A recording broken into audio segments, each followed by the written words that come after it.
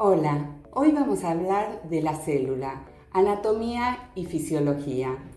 La célula es el elemento individual más pequeño que tiene vida de todos los seres. Tenemos elementos que tienen una sola célula, que son los unicelulares, que son bacterias, levaduras, algunos hongos, y los pluricelulares, que es el resto de los seres vivos.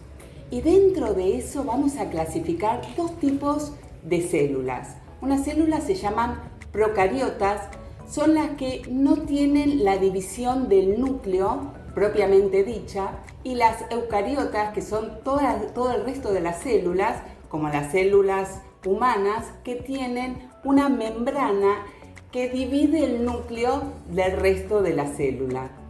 Más allá del tipo de célula, tenemos que saber que cada una de ellas en sí misma es como una fábrica. Vamos a ver qué es lo que contienen estas fábricas, las células. Bueno, vamos a ver que tienen una membrana citoplasmática, el citoplasma, propiamente dicho, la membrana nuclear y el núcleo.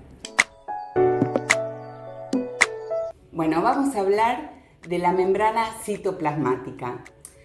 En general uno piensa que una membrana es simplemente algo que separa lo interior de lo exterior. O sea, separaría el citoplasma, lo que está dentro de la célula, del medio extracelular. Sin embargo, no es eso, es algo mucho más importante. La membrana citoplasmática es una verdadera coraza de defensa de la célula, pero además yo hablaría como si fuera una aduana. ¿Saben qué? En realidad es la que decide qué ingresa a la célula y qué no ingresa. Y además la que decide per se a qué comunicar al interior de la célula. Para eso tiene distintos mecanismos que vamos a hablar más profundamente en otro video. Pero lo más importante es saber que es sumamente selectiva. La podemos engañar algunas veces. Nosotros podemos cambiar algo de la estructura, de la fuerza que tiene el potencial de la membrana con algunos equipos. Por ejemplo, con la electroporación, o podemos engañarla inhibiendo algunos de los receptores o modificando el pH o por ósmosis. Vamos a ver que tenemos algunas trampas que vamos a utilizar para ingresar a la célula cuando la membrana nos frena. Pero eso también lo vamos a ver en todo el desarrollo de la carrera. Pero básicamente lo que quiero que entiendan es que la membrana es una barrera semipermeable que tiene una constitución química muy particular. Y ahora vamos a ir dentro de la membrana, que está el citoplasma, digamos la mayor parte de la célula. Cuando pensamos en el citoplasma decimos, bueno, es una sustancia ligeramente viscosa que tiene distintas densidades.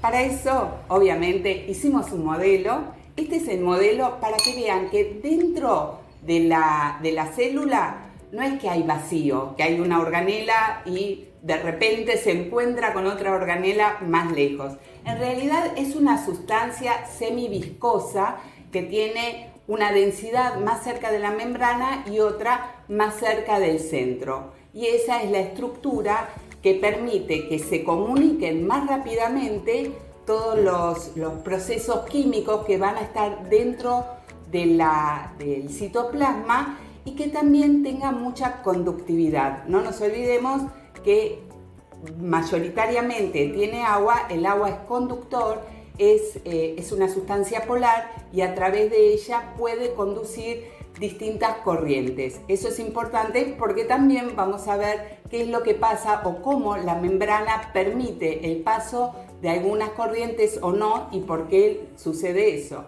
Básicamente en el citoplasma vamos a ver un contenido acuoso. Bien, ahora vamos a ir mucho más profundo, vamos a ir hacia las organelas. Nuevamente vamos a simular las organelas como si fueran órganos. Nuestro cuerpo también es una maquinaria que hace distintos procesos. Para eso tenemos un corazón como órgano, pulmones, intestinos, etc. Bueno, así como nosotros tenemos muchos órganos, las células que también necesitan distintas producciones, distintos sistemas, van a tener sus propias organelas. Esas organelas son vitales para las células, pero cada una de estas células, que son muy diferentes, todas las que están en cada uno de los tejidos, van a necesitar más o menos de estas organelas. Así que vamos a hacer un ejemplo de una célula animal y para graficar todas las organelas necesarias. Algunas van a tener más de una de estas organelas y otras menos. Bueno, vamos a describir todas las organelas que tenemos dentro del citoplasma. Vamos a ver que tenemos el retículo endoplasmático. El retículo endoplasmático está el rugoso y el liso. Vamos a encontrarnos con la mitocondria. Vamos a ver el aparato de Golgi, los centríolos y lisosomas o ribosomas que tendremos en distintos lugares de la célula. Bien, ahora sabemos más o menos todo lo que vamos a encontrar dentro de la célula. Vamos a empezar hablando de los centríolos. Los centríolos son microtúbulos que en realidad forman parte del citoesqueleto de la célula, de aquello que le va a dar forma y que va a participar cuando tenga el ciclo de división celular. Pero es como si fuera el citoesqueleto.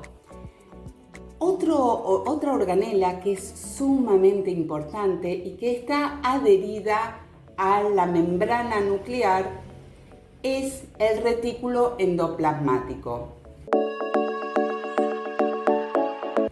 Hay dos tipos de retículo endoplasmático. Uno se llama rugoso porque tiene como si fuera pequeñas organelas más pequeñas que son los ribosomas. Esos ribosomas adheridos le dan como un aspecto granuloso, por eso lo llaman rugoso. Es una genialidad que a alguien se le ocurrió. ¿Y qué es lo que hace el retículo endoplasmático rugoso con estos ribosomas? Estos puntitos que tienen una estructura muy particular son los que fabrican, sintetizan las proteínas. En realidad, yo siempre digo que es como el reactor de la célula, del citoplasma, porque es donde se hace la producción en sí misma. El retículo endoplasmático rugoso, que es el que describimos, también tiene emparentado un retículo endoplasmático liso. El retículo endoplasmático liso básicamente lo que fabrica son los lípidos, todos los tipos de lípidos que necesitamos.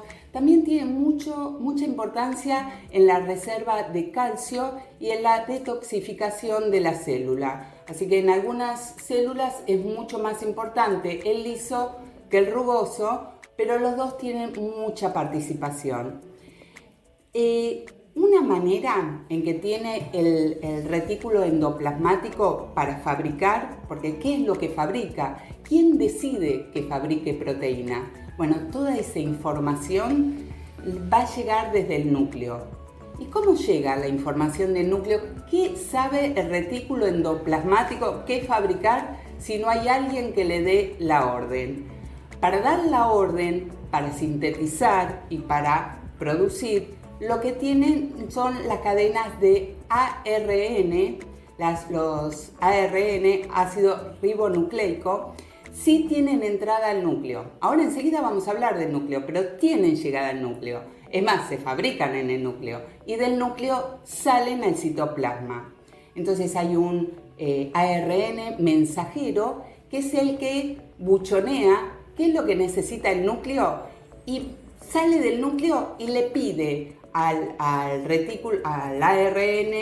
ribosomal al retículo endoplasmático rugoso que empiece a sintetizar una proteína. Ok, hasta ahí bárbaro, sabe que tiene que sintetizar la proteína, pero ¿cómo trae las partes de la proteína que necesita, o sea, la materia prima?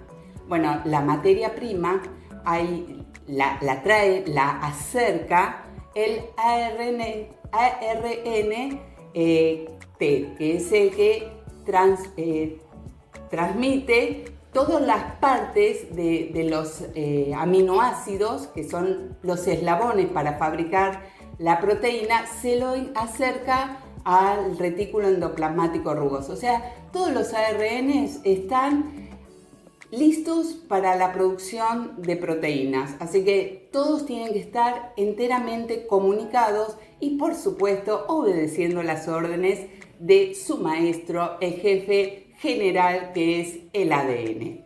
Bueno, llegamos a fabricar proteínas, podemos fabricar lípidos y ahí termina. No termina la situación, porque ustedes saben que en cada fábrica tenemos una producción, pero también tenemos la logística. Alguien que empaqueta, arma y prepara todo para que sea exportado o para usar en algún momento dentro de la célula.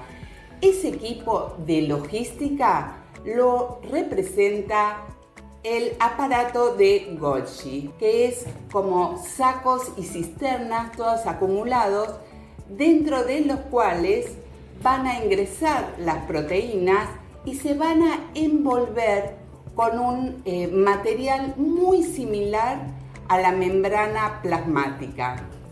¿Por qué necesito esa envoltura?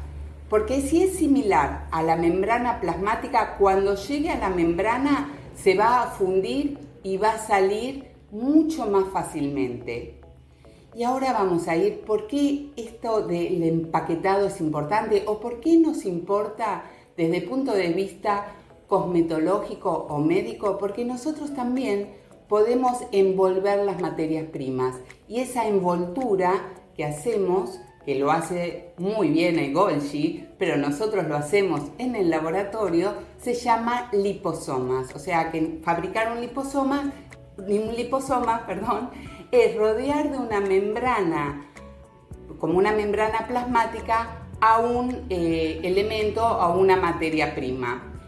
Nosotros también emulamos lo que hace la célula, así que ya tenemos empaquetado todas las proteínas o algunos liposomas que necesitamos envolver antes de su salida de la célula. Otra organela sumamente importante que tenemos en las células son los lisosomas. Tienen envuelto en esa membrana, pero lo que contiene se llaman enzimas proteolíticas, hidrolíticas. Lo que tiene es un material que sirve para la digestión celular. ¿Qué son las enzimas proteolíticas? Son como tijeritas que van rompiendo algunas proteínas mucho más largas. Yo lo que necesito es la ruptura. También vamos a ver mucho más profundamente qué es una enzima. Pero ahora me conformo con que comprendan que los lisosomas son parte de la digestión celular y que dentro de ellos pueden haber distintos materiales que, por supuesto, fueron fabricados por nuestro citoplasma. Dejé o reservé el último lugar para una organela muy, pero muy importante y muy trascendente. Al principio comentamos que la célula es una fábrica. La fábrica necesita materias primas, que son las que ingresan a través de la membrana celular. Necesitamos un medio acuoso para facilitar el traslado. Necesitamos el reactor, que es el retículo endoplasmático, y necesitamos la logística. Bien, para todo eso se necesita muchísima energía. Como nosotros no estamos enchufados a 220, no tenemos el ingreso de ninguna otra fuente energética, lo que necesitamos es que nuestras células produzcan la energía. ¿Y cómo producen la energía? En una usina eléctrica. Esa usina es la mitocondria.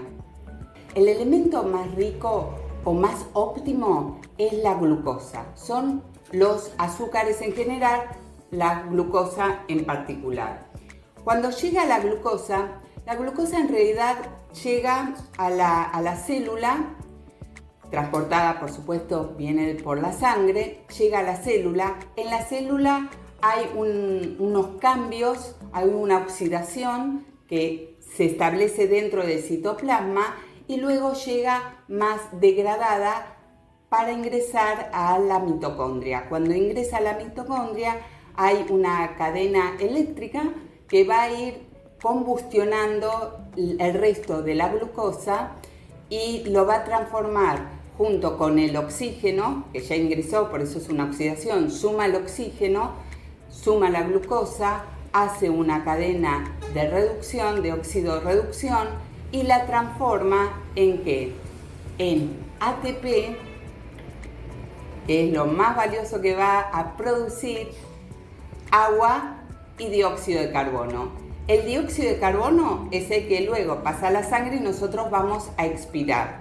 El agua queda en nuestro organismo y el ATP es una molécula que reserva la energía. En esta unión tengo mucha energía. Cuando yo necesito energía o cuando la célula necesita energía, vuelve a romper este enlace. Son enlaces energéticos. El ATP es una molécula de reserva energética y es una molécula química, ¿sí? La produce para que tengan un balance más o menos preciso. A través de una glucosa yo puedo llegar a fabricar, junto con el oxígeno por supuesto, 38 moléculas de ATP. Supongamos que ya no ingresa glucosa o que la célula se gastó toda la glucosa.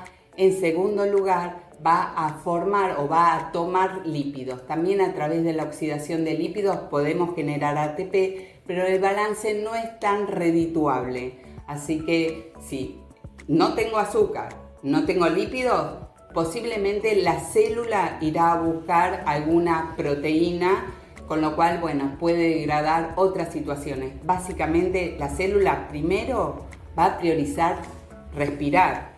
Si no tiene respiración, va a tomar otros elementos. No va a empezar a sintetizar si no tiene el ATP. O sea que la célula prioriza siempre a la mitocondria frente a otras organelas.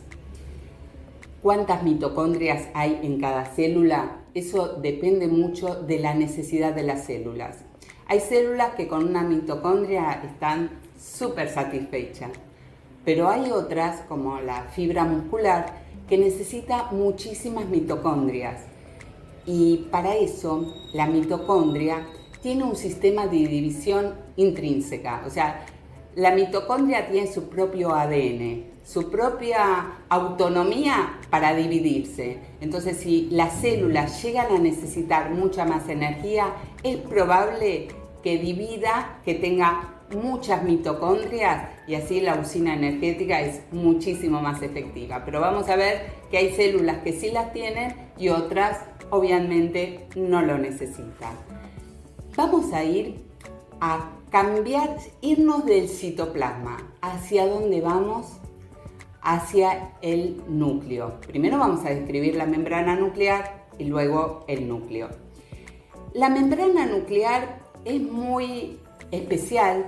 Si yo antes había dicho que la membrana citoplasmática era una gran barrera, la membrana nuclear tiene numerosos poros, ¿sí? Tiene doble capa y tiene poros. Esos poros son súper recontra exclusivos. No cualquiera puede entrar al núcleo de la célula. Es muy difícil, es muy complejo, tenés que ser hiper VIP para poder entrar al núcleo de la célula. por suerte, en muchos casos, porque ahí, ¿qué es lo que tiene? ¿Qué es lo que alberga el núcleo de nuestra célula eucariota? Para que repasemos que la procariota no tiene esta membrana, la eucariota sí la tiene. Pero ¿por qué es tan difícil? Porque yo tengo que preservar al gerente general de la célula, al líder máximo de la célula, que es el código genético. Es lo que nos codifica, lo que codifica cualquier ser vivo está en el ADN, ácido desoxirribonucleico.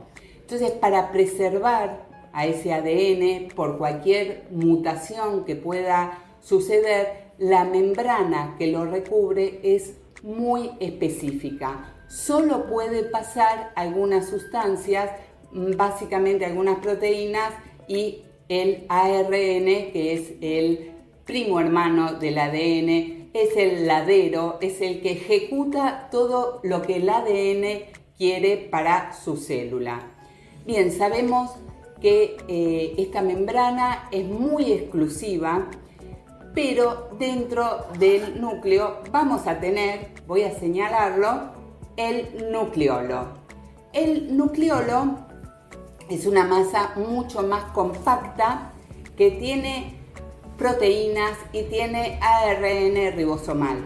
Pensemos que el ARN se fabrica dentro del núcleo, así que tiene su propia batería para fabricar ese ARN. Y en el nucleoplasma, vamos a ver de nuevo el nucleoplasma. Yo sé que había mostrado el citoplasma, bueno, el nucleoplasma también tiene una sustancia viscosa, acuosa y viscosa. Dentro del nucleoplasma voy a tener la cromatina. La cromatina sí, básicamente es nuestro ADN que luego se va a desenrollar y se va a ordenar cuando sea necesario. Allí lo que tengo es la información genética. La información genética que va a ser transcrita por algún ARN y que va a informar al citoplasma qué es lo que va a ser ejecutado. No todo lo que está en el ADN va a ser transcrito en esa célula. Solo algunos de los genes son los que están codificables en cada una de las células. Eso es lo que justifica que las células, a pesar de tener el mismo ADN en un ser vivo, el mismo en todas las células, es el mismo ADN, sin embargo cada célula, de acuerdo al tejido que corresponda, va a ser diferente. Eso es porque lo que se expresa, los genes que se expresan, son solo unos genes codificados para cumplir la función para la que está esa célula.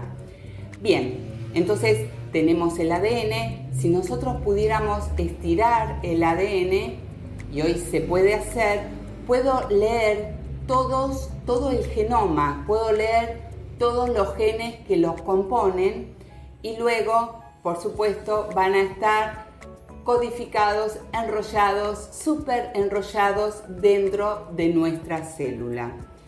El ADN, dijimos, es la esencia de la célula, por eso está sumamente protegido.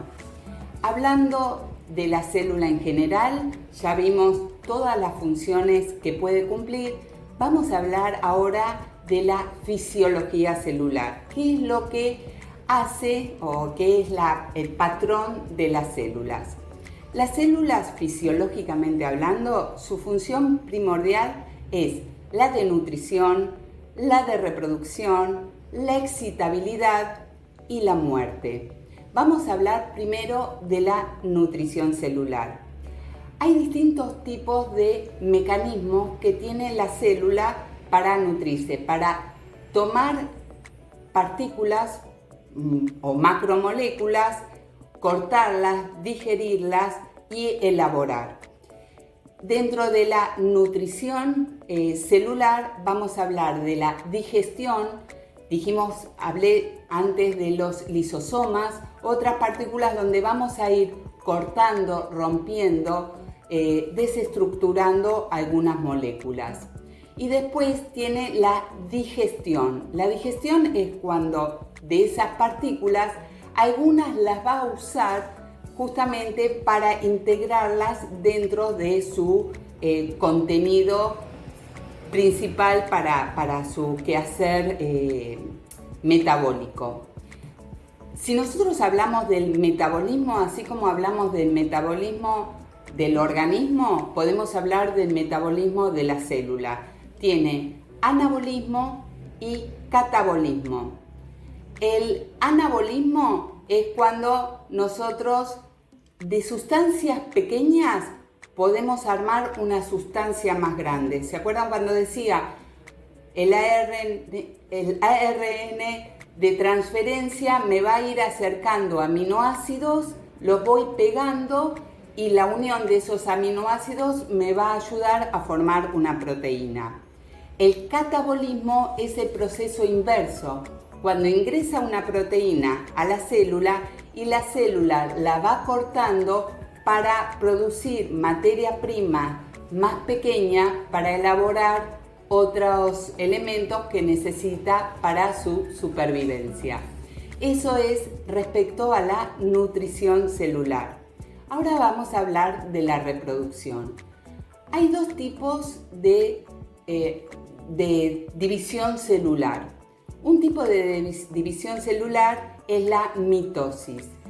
Para la mitosis, una célula se divide básicamente su contenido genético, o sea, tiene que replicar los cromosomas exactamente iguales para dar dos células hijas similares a la célula madre.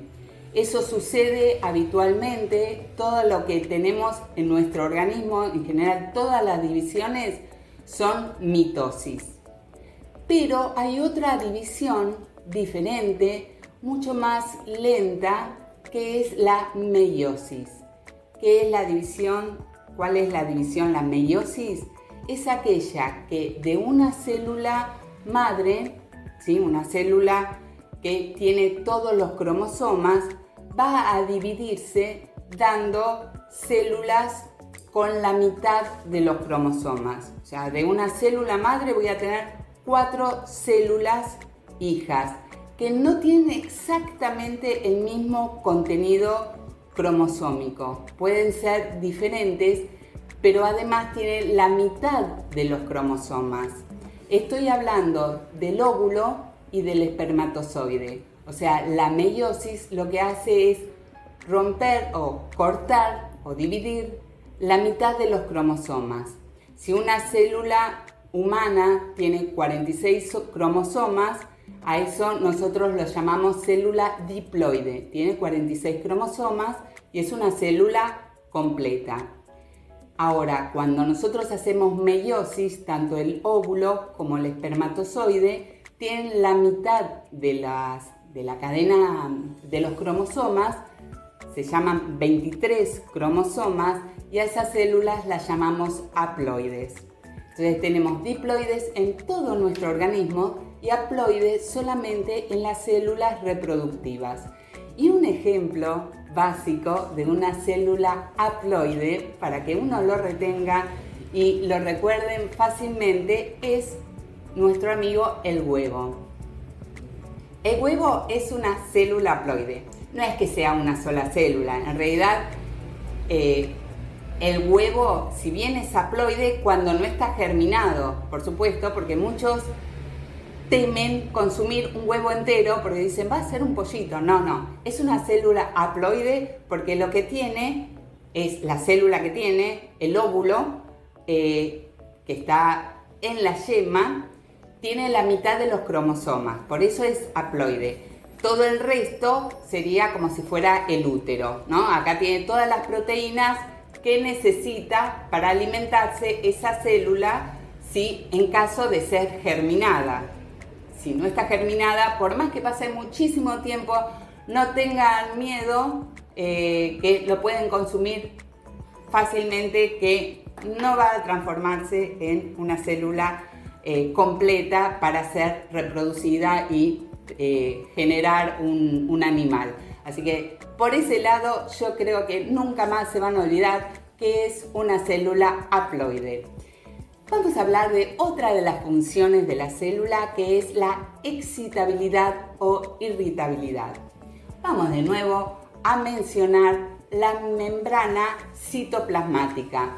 En la membrana citoplasmática, sobre todo en algunas células que están especializadas para recibir estímulos, lo que tienen es, reciben un estímulo y hay una reacción por parte de la célula para responder a ese estímulo. A eso se lo llama la función de excitabilidad, o sea, es una respuesta citológica hacia un estímulo.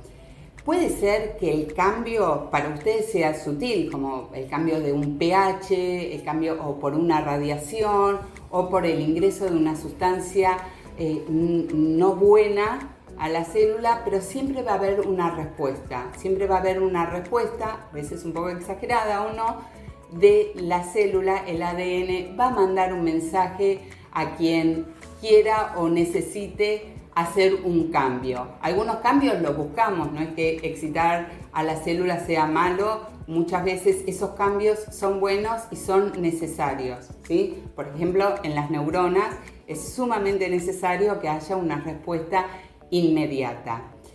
El otro tema que puede parecer necrológico, pero que es fundamental y es muy importante, sobre todo en algunas células, es la muerte celular. Si bien parece necrológico, los organismos vivos están preparados desde que nacen a tener un ciclo, una muerte programada. Hay dos tipos de muertes, está programada, que está dentro del código genético, ¿sí? La célula ya está programada hasta cuándo va a vivir o cuándo necesita ese proceso de muerte, que yo digo que es como un suicidio, se va suicidando. A ese suicidio se lo llama apoptosis. Eso está preparado, es normal, es natural. Muchas veces vamos a ver que nosotros inducimos algunas células a la apoptosis.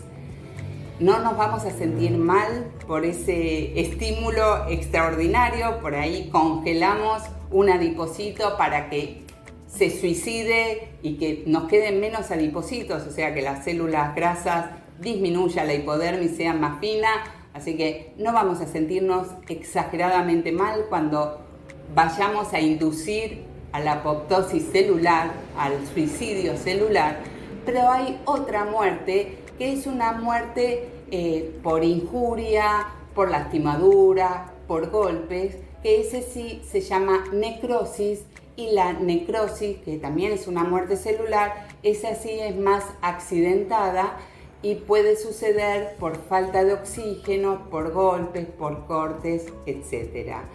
Así que, bueno, creo que recorrimos básicamente el mundo de la célula.